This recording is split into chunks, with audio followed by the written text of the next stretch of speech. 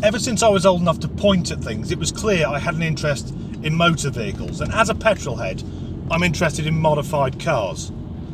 Now, I know some guys who are great at this. My own mechanic will take a standard car, strip it to nuts and bolts and build an absolute fucking weapon. But when a lot of people say they're going to modify their car, what they mean is they're going to ruin it. Because if you modify your car, you are in effect saying you know more about it than the manufacturer who has spent millions of their shareholders' pounds and several years developing it. Now, my other car, my old sports car, is a Japanese import, and the previous owner decided to upgrade the suspension. And that means the car sits a bit lower and the suspension's much stiffer.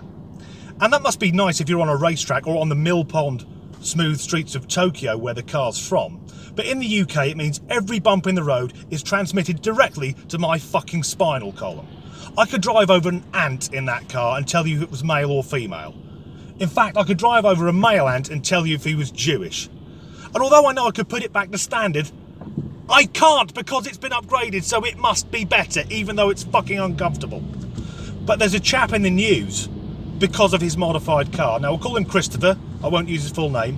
He drives a VW Passat, and that's all I can say about that. There's nothing remarkable about those cars. They're good looking.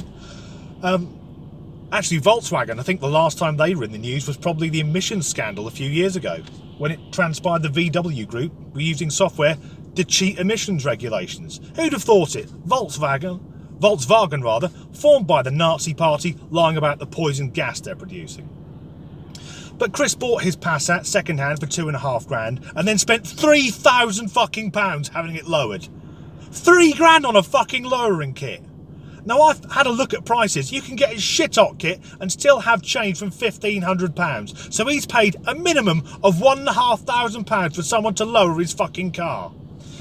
Now, it is only 4 inches off the ground now, so you might be thinking, wow, is this some track day supercar or some endurance racer? No, he's done it because, I quote, it looks fresh.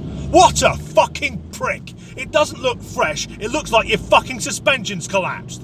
If you saw this shit heap at the side of the road, you wouldn't take a picture of it. You think, fuck me, that's fucked.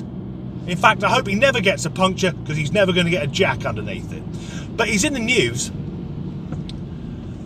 because since he's had his car modified, the local council have put speed bumps in.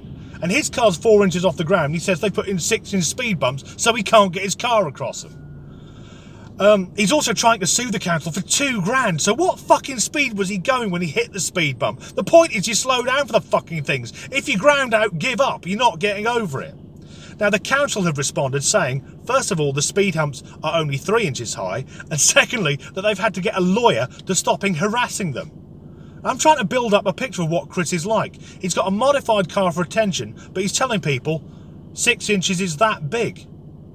And it transpires because of this, because he's modified his car and can't go over speed bumps, he has to take a different route to work. So in the course of a year, he's having to drive an additional 7,000 miles because his car looks fresh. What a fucking twat. Now, Chris, have some advice here. First of all, that's why VW didn't build the fucking car 4 inches off the ground, because it has to work on the fucking road.